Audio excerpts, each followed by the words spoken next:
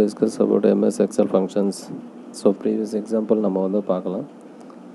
So previous example வந்து பார்த்திங்கன்னா ஸ்டூடெண்டோடைய mark ஸ்டேட்மெண்ட்டை நம்ம ரெடி பண்ணோம். இந்த மாதிரி அதில் கிரேடுன்றதை நம்ம எக்ஸிக்யூட் பண்ணல. ஸோ கிரேட் எப்படி கால்குலேட் பண்ணுறது அப்படின்றத நம்ம பார்க்கலாம். ஸோ டோட்டல் பேஸ் பண்ணி ஆவரேஜ் கண்டுபிடிச்சா ஆவரேஜ் பேஸ் பண்ணி நம்ம வந்து கிரேடை கண்டுபிடிக்க போகிறோம். ஸோ கிரேடுன்றது எப்படின்றது என்னென்னா, ஸோ அபோவ் 90 மேலே இருந்தால் ஏ கிரேடு, 80 to 89 இருந்தால் பி கிரேட், 70 to 79 வந்து சி கிரேட், 60 to 69 வந்து டி கிரேட், பிலோ 60 வந்து இ கிரேடுன்றதை பிரிண்ட் ஆகும். ஓகேங்களா? அதுக்காக நம்ம ஒரு சின்ன எக்ஸாம்பிள் ஃபார்முலாஸாக எடுத்துக்கலாம். இதுதான் நம்ம டைப் பண்ண போகிற formulas, that means functions. So இப்போ வந்து அபோவ் 90 இருந்தால் இந்த G2ன்றது எது அப்படின்னா நம்மளுக்கு ஆவரேஜ் பேஸ் பண்ணி நம்ம கிரேட் எடுக்க போகிறோம். ஸோ ஆவரேஜ் வந்து எந்த காலமில் இருக்குன்னா ஜி காலமில், ஃபஸ்ட்டு டேட்டா வந்து செகண்ட் ரோவில் இருக்குது. ஸோ G2, அதனால் G2ன்னு எடுத்துருக்கேன். G2 greater than or equal to 90, அதாவது 90 மேலே இருக்குன்னா ஆவரேஜ் 90 மேலே இருந்தால் ஏ கிரேடும் பிரிண்ட் ஆகும். ஒருவேளை 90 விட கம்மியாக இருந்தால் இந்த கண்டிஷன் வந்து ஃபால்ஸ் ஆகிடும். ஃபால்ஸ் ஆகிடுச்சுன்னா அடுத்த கண்டிஷனுக்கு போகும். அடுத்த கண்டிஷனில் வந்து பார்த்திங்கன்னா இது செக் பண்ணும். ஸோ இந்த கண்டிஷனுக்கு மேட்ச் ஆச்சுன்னா பி கிரேட், ஒருவேளை இதுவும் ஃபால்ஸ் ஆச்சுன்னா அடுத்த கண்டிஷன் போய்ட்டு இந்த கண்டிஷன் செக் பண்ணும். இந்த கண்டிஷன் மேட்ச் ஆகிடுச்சுன்னா சி கிரேடுன்னு பிரிண்ட் ஆகும். அந்த மாதிரி ஒவ்வொரு கண்டிஷனும் செக் பண்ணிகிட்டே வரும். எந்த கண்டிஷனுமே மேட்ச் ஆகலைன்னா லாஸ்ட்டில் இந்த கான்செப்ட்டுக்கு இந்த வேல்யூ வந்து நம்மளுக்கு பிரிண்ட் ஆகும். ஓகேங்களா? ஸோ இப்போ ஒரு எக்ஸாம்பிள் பார்க்கலாம். இப்போ பர்சன்டேஜ் வந்து பார்த்திங்கன்னா 67% எடுத்துக்கலாம். ஸோ ஒரு ஸ்டூடெண்ட் வந்து 67% எடுத்துருக்கான் ஆவரேஜ். இப்போ நம்ம கண்டிஷன்லாம் செக் பண்ணோம். ஸோ G2 வேல்யூ வந்து 67. So 67 greater than or equal to 90. இது வந்து கண்டிஷன் ஃபால்ஸ் ஆகிடுச்சு. ஸோ ஃபால்ஸ் ஆனால் தான் நம்மளுக்கு அடுத்த கண்டிஷனுக்கு வரும். ஓகேங்களா? ஒருவேளை ட்ரூவாக இருந்தால் இது பிரிண்ட் ஆகும். ஸோ ஃபால்ஸ்னால் அடுத்த இஃப் கண்டிஷனுக்கு வரணும். இங்கே செக் பண்ணணும். 67 greater than or equal to 80, இதுவும் ஃபால்ஸு. ஸோ அடுத்த if condition 67 greater than or equal to 70, இதுவும் ஃபால்ஸு. ஸோ அடுத்த கண்டிஷன் வந்து பார்த்திங்கன்னா 67 greater than or equal to 60. So இந்த கண்டிஷன் ட்ரூ ஆகிட்டனால இது பக்கத்தில் இருக்கிற டபுள் கோட்ஸ்ன்னு அது டி கிரேட். ஸோ நம்மளுக்கு டி கிரேடுன்னு பிரிண்ட் ஆகும். ஸோ அப்போ 67க்கு டி கிரேட் அப்படின்றது நம்மளுக்கு அவுட்புட்டை பிரிண்ட் ஆகும். ஓகேங்களா? ஸோ இப்போ இந்த ஃபார்முலாவை நம்ம அப்ளை பண்ணலாம். பாருங்கள், இப்போ இந்த ஃபார்முலாஸை அப்படியே காப்பி பண்ணிவிட்டு நம்ம எக்ஸலில் அந்த கிரேடுன்ற இந்த இடத்துல பேஸ்ட் பண்ண போகிறோம். ஸோ பேஸ்ட் பண்ணியாச்சு. இதில் என்னென்னா நம்ம எத்தனை ப்ராக்கெட் ஓப்பன் பண்ணாமோ அத்தனை ப்ராக்கெட் க்ளோஸ் பண்ணணும். ஸோ 4 ப்ராக்கெட்ஸை நம்ம க்ளோஸ் பண்ணிவிட்டு என்ட்ரு அடித்தா நம்மளுக்கு கிரேட்ஸ் வரும். ஸோ ஃபஸ்ட்டு செல்லுக்கு மட்டும் நம்ம ஃபார்முலாஸ் அப்ளை பண்ணிவிட்டு மிச்சத்துக்கு அப்படியே ட்ராக் பண்ணிங்கன்னா ஆட்டோமேட்டிக்காக நம்மளுக்கு வரும். ஓகேங்களா? ஸோ இப்போ வந்து பார்த்திங்கன்னா எல்லாமே கால்குலேட் பண்ணணும். ஸோ 90 மேலே எந்த பர்சன்டேஜ் யாரும் எடுக்கலை, அதனால் ஏ கிரேடுன்றது எதுவும் வரல. ஓகேங்களா? ஃபார் எக்ஸாம்பிள் இப்போ நம்ம ஏதாவது ஒரு ஸ்டூடெண்ட்டுக்கு நம்ம 90 மேலே வர வைக்கலாம். ஸோ 88, 98 பாருங்கள். ஸோ 93 வந்தது. ஸோ ஏ கிரேடுன்னு வந்தாச்சு. ஓகேங்களா? இந்த மாதிரி நம்ம கிரேடை வந்து கால்குலேட் பண்ணலாம். ஓகேங்களா? ஓகே, நெக்ஸ்ட் டாபிக் வந்து பார்த்திங்கன்னா செல் ரெஃபரன்ஸ் பற்றி பார்க்கலாம். செல் ரெஃபரன்ஸ் அப்படின்றதுனால எக்ஸலில் ஒரு இம்பார்ட்டண்ட் ஒரு டாபிக்கு செல் ரெஃபரன்ஸ். ஃபார்முலாஸ்லாம் நம்ம இந்த செல் ரெஃபரன்ஸ் பேஸ் பண்ணி தான் நம்ம ஃபார்முலாஸ்லாம் நம்ம கால்குலேட் பண்ணுவோம். ஓகேங்களா? ஸோ இப்போ இந்த செல் ரெஃபரன்ஸில் வந்து பார்த்திங்கன்னா 3 டைப்ஸ் ஆஃப் செல் ரெஃபரன்ஸ் இருக்குது. Relative, absolute, mixed. ஓகேங்களா? இந்த ரிலேட்டிவ் ரெஃபரன்ஸ்ன்றது என்னென்னா, ஒரு ஃபார்முலாவை நம்ம அப்ளை பண்ணிவிட்டா, ஒரு ரோவில் ஒரு ஃபார்முலா அப்ளை பண்ணிவிட்டா இந்த ஃபார்முலாவை அடுத்த ரோவுக்கு வந்து ஆட்டோமேட்டிக்காக சேஞ்ச் ஆகிட்டே இருக்கும். அந்தந்த ரோவுக்கு ஏற்ற மாதிரி ரெஃபரன்ஸ் வந்து சேஞ்ச் ஆகிட்டே இருக்கும். ஸோ ரிலேட்டிவ் ரெஃபரன்ஸ்ன்றது ஒரு வாட்டி நம்ம ஃபார்முலா டைப் பண்ணால் அந்த ஃபார்முலா வந்து ஒவ்வொரு ரோவுக்கு வந்து ஆட்டோமேட்டிக்காக ரெஃபரன்ஸ் மட்டும் சேஞ்ச் ஆகிட்டே இருக்கும். எப்படின்றது ஒரு சின்ன எக்ஸாம்பிளில் பார்க்கலாம். ஸோ இப்போ இந்த இடத்துல ப்ராடக்ட் காலம் இருக்குது, குவான்டிட்டி காலம், ப்ரைஸ் காலம், அமௌண்ட்டு. ஸோ நம்ம அமௌண்ட்டை வந்து நம்ம எப்படி கால்குலேட் பண்ண போகிறோம் அப்படின்றத நம்ம பார்க்கலாம். இப்போ ஒரு பாருங்கள். ஸோ இந்த இடத்துல வந்து பார்த்திங்கன்னா குவான்டிட்டியும் ப்ரைஸும் நான் மல்டிப்ளை பண்ண போகிறேன். அப்படி தான் நம்மளுக்கு அமௌண்ட்டு கால்குலேட் பண்ண முடியும். ஓகேங்களா? ஸோ இந்த இடத்துல வந்து குவான்டிட்டி எந்த செல்லில் இருக்குது அப்படின்னு பார்த்தீங்கன்னா பி காலமில் செகண்ட் ரோவில் இருக்குது. ஸோ அப்போ B2 இன்ட்டு அதே மாதிரி ப்ரைஸ் வந்து சி காலமில் செகண்ட் ரோ, அப்போ C2 கொடுத்தா ஆட்டோமேட்டிக்காக நம்மளுக்கு ஆன்சர் அமௌண்ட்டை கால்குலேஷன் ஓகே ஆகிடுச்சிங்களா. ஸோ அடுத்தது வந்து பார்த்திங்கன்னா நான் இதை அப்படியே ட்ராக் பண்ணுறேன் நான். ஸோ நான் இதை அப்படியே ட்ராக் பண்ணால் ஆட்டோமேட்டிக்காக நம்மளுக்கு அதுக்கு ஏற்ற மாதிரி எல்லா ரோக்கான ரிசல்ட் வந்து நம்மளுக்கு வரும். ஓகேங்களா. இந்த இடத்துல வந்து பார்த்திங்கன்னா ஸோ நம்ம ஃபஸ்ட்டு டைப் பண்ணது பார்த்திங்கன்னா B2வும் C2வும் தான் மல்டிப்ளை பண்ணோம். ஆனால் அடுத்தது வந்து பார்த்திங்கன்னா B3 C3 நெக்ஸ்ட் வந்து பார்த்திங்கன்னா B4 C4 நெக்ஸ்ட் வந்து பார்த்திங்கன்னா B5 C5ன்றது ஆட்டோமேட்டிக்காக இங்கே வந்து பார்த்திங்கன்னா ஒரு ரோலேருந்து இன்னொரு ரோக்கு வந்து நம்ம ஃபார்முலா ட்ராக் பண்ணுறப்போ அந்தந்த ரோக்கு வந்து ஆட்டோமேட்டிக்காக ரெஃபரன்ஸ் வந்து சேஞ்ச் ஆகிட்டே இருக்குது. So B2 C2 B3 C3 B4 C4 C5 B5 C5 ஓகேங்களா. ஸோ இந்த மாதிரி நம்மளுக்கு செல் ரெஃபரன்ஸ் வந்து ஆட்டோமேட்டிக்காக சேஞ்ச் ஆகும். ஸோ இதுதான் ரிலேட்டிவ் ரெஃபரன்ஸ் ஓகேங்களா. ஸோ இந்த மாதிரி ஒரு ஃபார்முலா ஒரு செல்லில் ஒரு ரோவில் நம்ம என்ட்ரு பண்ணி அப்ளை பண்ணிட்டா அடுத்த ரோக்கு வந்து நம்ம அந்த ஃபார்முலா சேம் ஃபார்முலாவை நம்ம ட்ராக் பண்ணிக்கலாம். ட்ராக் பண்ணிங்கன்னா அதுக்கேற்ற மாதிரி அந்த ஒவ்வொரு ரோக்கான ரெஃபரன்ஸ் வந்து அது ஆட்டோமேட்டிக்காக கால்குலேட் பண்ணிக்கும். இது ரிலேட்டிவ் ரெஃபரன்ஸ்னு சொல்லுவாங்க. அடுத்தது வந்து பார்த்திங்கன்னா அப்சல்யூட். இந்த அப்சல்யூட் ரெஃபரன்ஸ்ன்றது என்ன அப்படின்னு பார்த்தீங்கன்னா இப்போ நம்ம ரிலேட்டிவ் ரெஃபரன்ஸ்ன்றது வந்து பார்த்திங்கன்னா B2 × C2 அப்படின்றத நம்ம பார்த்தோம். ஓகேங்களா. இங்கே வந்து B2 C2ன்னு இருக்குங்களா. ஸோ இது ரெண்டுத்தையும் கால்குலேஷன் பண்ணோம். ஆனால் இங்கே வந்து பார்த்திங்கன்னா அடுத்த ரோ வந்து பார்த்திங்கன்னா B3 C3 ஓகே. ஒவ்வொரு ரோவுக்கும் வந்து பார்த்திங்கன்னா நம்மளுக்கு ஆட்டோமேட்டிக்காக அந்த இடத்துல ரெஃபரன்ஸ் வந்து இன்க்ரீஸ் ஆகுது. ஆனால் அப்சல்யூட்ன்றது அப்படிலாம் இல்லை. ஸோ அப்சல்யூட்ன்றது என்னென்னா ஒரு செல்லை மட்டும் ஃபிக்ஸடாக வச்சுக்கிறோம், இன்னொரு செல்லை வந்து நம்ம ஆர்டராக ரெஃபரன்ஸஸ் சேஞ்ச் பண்ணிகிட்டே வர போகிறோம். ஓகேங்களா. ஸோ நல்லா கவனிங்க, இம்பார்ட்டண்ட்டான டாபிக் இது. ஸோ இதில் வந்து பார்த்திங்கன்னா இந்த ரிலேட்டிவ் ரெஃபரன்ஸில் ரெண்டு செல்லுமே இந்த இடத்துல ஒவ்வொரு ரோலையும் வந்து இன்க்ரிமெண்ட் ஆகுது. ஓகேங்களா. ஆனால் அப்சல்யூட் ரெஃபரன்ஸில் வந்து பார்த்திங்கன்னா ரெண்டு செல்லில் ஒரு செல்லு வந்து நம்ம ஃபிக்ஸடாக வச்சுக்க போகிறோம், ஒரு செல்லு மட்டும் ஆட்டோமேட்டிக்காக ரெஃபரன்ஸ் செல்லினுடைய ரெஃபரன்ஸ் வந்து சேஞ்ச் ஆகிட்டே வரும். ஓகேங்களா. அது எப்படின்றத நம்ம ஒரு சின்ன எக்ஸாம்பிளில் பார்க்கலாம். ஸோ இந்த இடத்துல வந்து பார்த்திங்கன்னா பின்ற காலமில் லென்த்து வந்து சென்டிமீட்டரில் கொடுத்துருக்கேன், சின்ற காலமில் வித்து வந்து சென்டிமீட்டரில் கொடுத்துருக்கேன். ஸோ காலமில் நான் என்ன பண்ண போகிறேன்னா அந்த சென்டிமீட்டரில் இருக்கக்கூடிய லென்த்து சென்டிமீட்டரை நான் இன்ச்சஸில் கன்வெர்ட் பண்ண போகிறேன், அதே மாதிரி வித்தை இன்ச்சஸில் கன்வெர்ட் பண்ண போகிறேன். ஸோ இந்த ஹெச் காலம்ன்றது எதுக்காக அப்படின்னு பார்த்தீங்கன்னா ஒரு சென்டிமீட்டர் வந்து எத்தனை இன்ச்சஸ் அப்படின்னு பார்த்தீங்கன்னா 0.39370008. ஸோ இதுதான் வேல்யூ. ஓகேங்களா.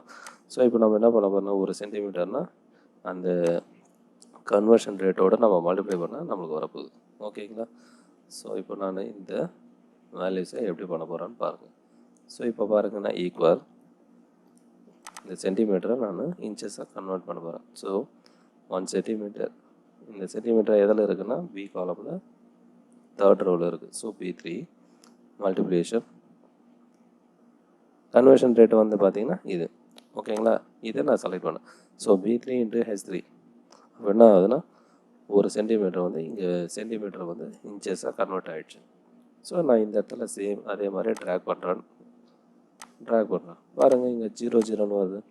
என்ன ரீசன்னா இந்த இடத்துல நம்ம வந்து ரிலேட்டிவ் ரெஃபரன்ஸை யூஸ் பண்ணியிருக்கோம். ஸோ ரிலேட்டிவ் ரெஃபரன்ஸ்ன்றது எல்லா இடத்துக்குமே யூஸ் ஆகாது. ஸோ 90% வந்து எக்ஸலில் வந்து ரிலேட்டிவ் ரெஃபரன்ஸை யூஸ் பண்ணுவாங்க. பட் அப்சல்யூட் ரெஃபரன்ஸ்ன்றது அங்கங்கே யூஸ் ஆகும்.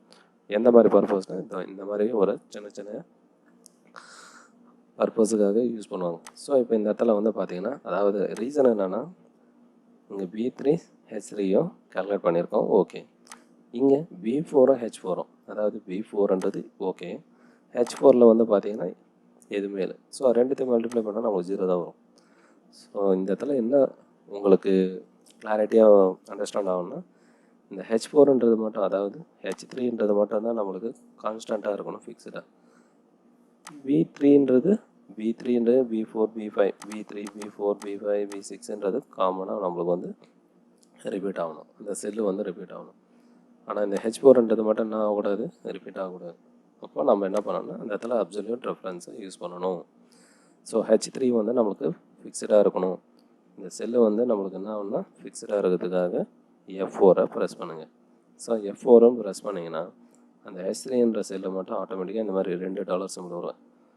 காலம் நேமுக்கு முன்னாடி டாலர் சிம்பிள், ரோ வேல்யூக்கு முன்னாடியும் டாலர் சிம்பிள் வரும். இந்த மாதிரி வந்துச்சுன்னா H3ன்ற செல்லில் கான்ஸ்டண்ட்டாக ஃபிக்ஸடாக வச்சுக்கும். ஓகேங்களா? ஸோ இப்போ நம்ம ட்ராக் பண்ணலாம். இப்போ ட்ராக் பண்ணால் ஆட்டோமேட்டிக்காக வேல்யூஸ் கரெக்டாக வரும். பாருங்கள், செகண்டில் வந்து பார்த்தீங்கன்னா V4 வேல்யூவும் H3 வேல்யூவும் ஓகே. சரிங்களா? அதே மாதிரி V5 H3, next V6 H3. ஓகேங்களா?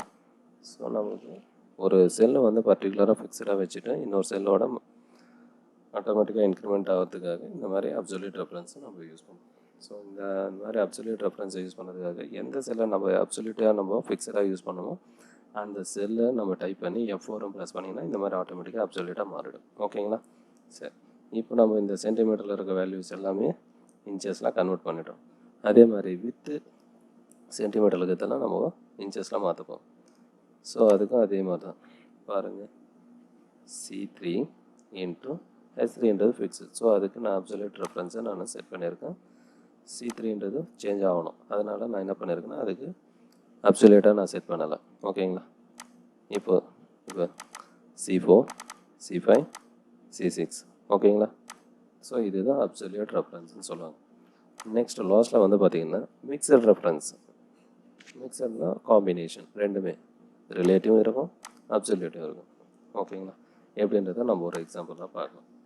ஸோ இப்போ இந்த இடத்துல ப்ராடக்ட்ன்றது 2 இருக்குது, ப்ரைஸ் இது கொடுத்துருக்கோம், மந்த்து ஜனவரி பிப்ரவரி மார்ச் ரிடக்ஷன், ஜஸ்ட் ஒரு டிஸ்கவுண்ட் மாதிரின்னு வச்சுக்கலாம். ஸோ இப்போ இந்த இடத்துல வந்து பாருங்கள். ஓகே, ஸோ இப்போ வந்து பார்த்திங்கன்னா மிக்சட் ரெஃபரன்ஸ் பற்றி நம்ம கண்டினியூ பண்ணலாம். ஸோ இப்போ இந்த இடத்துல வந்து பார்த்திங்கன்னா ஒரு 2 ப்ராடக்ட் இருக்குது. ஜீன்ஸுக்கு ப்ரைஸ் வந்து 80 rupees, ஷர்ட்டுக்கு வந்து 30 rupees கொடுத்துருக்கு. அதே மாதிரி மந்த்லி வைஸாக ரிடக்ஷன் இருக்குது. ஸோ 20%, செகண்ட் மந்த் வந்து 40, தேர்ட் மந்த் வந்து பார்த்திங்கன்னா 80% அந்த மாதிரி கொடுத்துருக்காங்க. ஸோ இப்போ நம்ம வந்து பில்லை ஜென்ரேட் பண்ணுறோம். ஸோ பில்லு ஜென்ரேட் பண்ணுறப்போ ஜீன்ஸுக்கு எவ்வளோ ஜனவரி மந்த்து இப்போ பர்ச்சேஸ் பண்ணுறாங்க, ஜீன்ஸை பர்ச்சேஸ் பண்ணாங்க. ஸோ அது எப்படி கால்குலேட் பண்ணுறது, அதுக்கான ஃபார்முலா நம்ம போடணும். ஸோ ஈக்குவல், ஸோ ஆக்சுவல் ஜீன்ஸுனுடைய ப்ரைஸ் எவ்வளோ 80. ஸோ 80ன்றது எங்கே இருக்குன்னா பி காலமில் செகண்ட் ரோ. ஸோ B2ன்னு கொடுத்துருக்கேன், இன்ட்டு 20%ன்றது லெஸ் பண்ணணும். ஓகேங்களா? ஸோ அதுக்காக நான் என்ன பண்ணேன்னா 1 மைனஸ் 20% எவ்வளோ இங்கே இருக்குது. ஸோ பி காலமில் 6th ரோவில் இருக்குது. ஓகேங்களா? ஸோ நான் இதை கொடுக்குறேன், என்ட்ரு அடித்தா 64 rupees. அப்போது ஜனவரி மந்த் வந்து ஜீன்ஸை பர்ச்சேஸ் பண்ணால் 64 rupees ஜீன்ஸினுடைய ப்ரைஸு அப்படின்றதுக்கான மீனிங் இது. ஓகேங்களா? இப்போ நான் இதை அப்படியே காப்பி பண்ணுறேன், இல்லை ட்ராக் பண்ணுறேன்னு வச்சுங்க. பிப்ரவரி மந்த்துக்கு நான் ட்ராக் பண்ணுறேன். பாருங்கள் 0ன்னு வருது. என்ன ரீசன் அப்படின்னு பார்த்தீங்கன்னா, இங்கே எப்படி B2 B6 கொடுத்தோமோ அப்படியே நெக்ஸ்ட்டு ரோக்கோ இல்லை நெக்ஸ்ட்டு காலமுக்கோ நம்ம ட்ராக் பண்ணுறப்போ அது என்ன ஆகும்னா ரிலேட்டிவ் ரெஃபரன்ஸாக கால்குலேட் ஆகிடும் அது. ஓகேங்களா? இங்கே B2 B6ன்னு கொடுத்தனால நெக்ஸ்ட் ரோக்கு வந்து C2 C6ன்னு வந்து. ஸோ அப்போ என்ன ஆகும்னா நம்மளுக்கு B2லே தான் இருக்கணும், அதாவது Bன்ற காலம்லேயே இருக்கணும், 6ன்ற ரோலே தான் இருக்கணும். ஆமாங்களா இல்லையா? நல்லா கவனிங்க. ஸோ Bன்ற காலம்லேயே இருக்கணும், 6th ரோவே இருக்கணும். அதுக்காக நம்ம என்ன பண்ண போகிறோம்னா இங்கே ஸோ B2ன்றதுக்கு நம்ம F4 கொடுத்தா அப்சல்யூட், B2வே இருக்கக்கூடாது. ஓகேங்களா? புரியுதுங்களா? ஸோ இப்போ B2வே இருக்கக்கூடாது நம்மளுக்கு. ஸோ நான் இந்த இடத்துல வந்து B காலம் வந்து ஃபிக்ஸடாக வச்சுருக்கேன் நான். ஏன்னா அடுத்தது இந்த ஃபார்முலா வந்து கீழே ட்ராக் பண்ணுறப்போ நம்மளுக்கு ஷர்ட் வரணும். ஸோ அதுக்காக நம்ம வந்து காலம் மட்டும்தான் நம்ம ஃபிக்ஸடாக வச்சுக்கணும். ஸோ அதுக்காக நான் காலம் வந்து Bக்கு மட்டும்தான் டாலர் சிம்பிள் வைக்க போகிறேன். ஓகேங்களா? அதே மாதிரி 6th ரோக்கு வந்து இங்கே ஃபிக்ஸடாக வைக்க போகிறேன். ஸோ ரோன்றது 6, அதுக்கு நான் இப்படி வைக்கிறேன். ஓகேங்களா? நல்லா கவனிங்க. ஸோ இங்கே வந்து Bக்கு முன்னாடி டாலர் சிம்பிள் வச்சனால Bன்ற காலம் மட்டும் ஃபிக்ஸடாக வச்சுருக்கோம். இங்கே 6th ரோன்றது மட்டும்தான் ஃபிக்ஸடாக வைக்க போகிறோம். ஸோ இப்போ இது பண்ணுறேன், சேம் 64 rupees. இப்போ நான் ட்ராக் பண்ணுறேன். ஸோ நான் ட்ராக் பண்ணுறப்போ பாருங்கள் இங்கே 48ன்னு வந்தது. என்ன மீனிங் பாருங்கள், இங்கே B2 அதாவது B காலமில் செகண்ட் ரோவில் இருக்கக்கூடிய டேட்டா இன்ட்டு அதே மாதிரி சி காலம். ஓகேங்களா, ரோ தான் நம்மளுக்கு இங்கே வந்து ஃபிக்ஸடாக இருக்கணும். அதனால தான் நான் 6th ரோ வந்து டாலர் சிம்பிள் யூஸ் பண்ணியிருக்கேன். ஆனால் சின்றது ஆட்டோமேட்டிக்காக மாறிட்டே வரணும். அதனால் நான் என்ன பண்ணேன்னா இங்கே கரெக்டாக நான் வந்து எதுக்கு டாலர் சிம்பிள் யூஸ் பண்ணியிருக்கேன் பாருங்கள். இங்கே காலம் கொடுத்துருக்கேன், இங்கே ரோக்கு கொடுத்துருக்கேன். ஸோ ரோக்கு ஒரு இடத்துல ஃபிக்ஸடாக வச்சுருக்கேன், இங்கே காலமுக்கு ஃபிக்ஸடாக வச்சுருக்கேன் ரெஃபரன்ஸ். ஸோ இதில் மிக்சடு ரெஃபரன்ஸ் அப்படின்னு சொல்லுவாங்க. ஸோ அதே மாதிரி நெக்ஸ்ட்டு இப்போ நான் இது கீழே அப்படியே ட்ராக் பண்ணுறேன். இது கீழே ட்ராக் பண்ணால் ஆட்டோமேட்டிக்காக நம்மளுக்கு என்ன வருது பாருங்கள், 24 rupees. பாருங்கள், மேலே B2 இருந்தது, இங்கே B3. இங்கே ரோ இன்க்ரீஸ் ஆகலான்னு சொன்னேன், காலம் தான் இன்க்ரீஸ் ஆகக்கூடாது. ஸோ காலம் இன்க்ரீஸ் ஆகாமல் இருக்கிறதுக்காக பின்ற காலமும் மட்டும் நான் இங்கே ஃபிக்ஸடாக வச்சுருக்கேன். அதே மாதிரி ரோ வந்து 6ன்றதை ஃபிக்ஸடாக வச்சுருக்கேன். ஸோ இதை நான் அப்படியே ட்ராக் பண்ணுறேன் பாருங்கள். ஓகேங்களா, புரியுதுங்களா? ஸோ இதுதான் மிக்சட் ரெஃபரன்ஸ் அப்படின்றது. ஸோ இந்த ரெஃபரன்ஸ்ன்றது ரொம்ப இம்பார்ட்டண்ட்டான ஒரு டாப்பிக்கு. ஸோ இதில் வந்து ரிலேட்டிவ் ரெஃபரன்ஸ்ன்றது நம்ம டிஃபால்ட்டாக நிறைய இடத்துல யூஸ் பண்ணுவோம், அப்சல்யூட்ன்றது சம்டைம்ஸ் யூஸ் பண்ணுவோம், மிக்சடுன்றது ரொம்ப ரேரு. ஓகேங்களா, ஸோ இந்த கான்செப்ட் இன்றைக்கி உங்களுக்கு புரிஞ்சிருக்கும்னு நினைக்கிறேன், நம்புகிறேன். இன்கேஸ் எதனா டவுட்ஸ் இருந்தால் கமெண்ட் பண்ணுங்கள், கிளாரிஃபிகேஷன் கொடுக்குறேன். ஓகேங்களா, தேங்க்யூ.